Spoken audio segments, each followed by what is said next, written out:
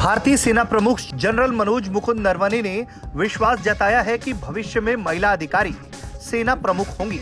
उन्होंने पुणे के पास खड़कवासाल के राष्ट्रीय रक्षा अकादमी के 141वें दीक्षांत समारोह के बाद पत्रकारों से बात करते हुए ये बात कही। नरवणे ने कहा है कि महिलाएं पहले से ही चेन्नई में ऑफिसर ट्रेनिंग अकादमी में ट्रेनिंग ले रही हैं। उन्होंने विश्वास जताया कि महिलाएं आगे चलकर सेना प्रमुख बन सकती हैं और देश की बेटियां सेना की कमान भी संभाल सकती हैं। उन्होंने कहा है कि महिलाओं की ट्रेनिंग के लिए भले ही भविष्य में विशेष सेवा सुविधाएं सृजित करनी होंगी, लेकिन ट्रेनिंग में कोई बदलाव नहीं होगा और न ही कोई भेदभाव। एनडीए ने महिलाओं को ऑफिसर ट्रेनिंग देने के तर्क पर उसी नीति नियमों से ही महिलाओं को ट्रेनिंग देने की बात कही है। उन्होंने बताया है कि सेना में विभिन्न स्तरों पर प्रशिक्षण दिया जा रहा है। महिलाओं को भी सेना के सभी स्तरों पर काम करने की ट्रेनिंग दी जा रही है और बगैर किसी लैंगिक भेदभाव के बेटियां सेना में अपना सेवाएं दे रही हैं। जब महिलाएं आएंगी एकेडमी में, और जैसे मैंने कहा कि ऑफिसर ट्रेनिंग एकेडमी चेन्नई में महिलाएं पहले से है, तो सिर्फ इंफ्रास्ट्रक्चर कुछ अलग से हमें बनाना पड़ता है ताकि उनके जो खास रिक्वायरमेंट है उसको हम पूरा कर सकें।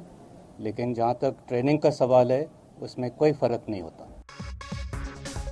इसके साथ ही जनरल मनोज मुकुंद नरवणे ने इस अत्याधुनिक युग में साइबर सुरक्षा को लेकर बताया है कि वो कितना महत्वपूर्ण है। साथ ही उन्होंने ये भी कहा है, भारत दुनिया के दूसरे किसी भी ताकतवर देश के जितना ताकतवर है वो उनसे कहीं भी कम नहीं है।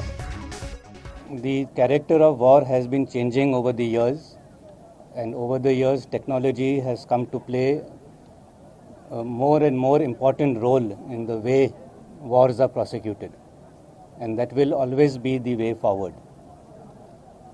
As far as induction of technology into the armed forces are concerned, I would like to reiterate that we are in no way behind as compared to any developed or developing country in the world.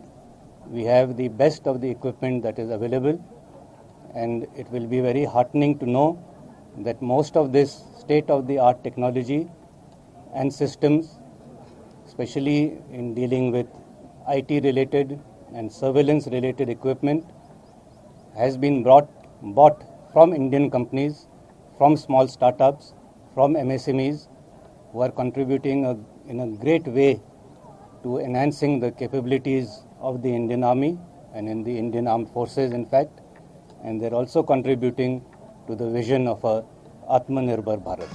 Bureau report, Bharat तक।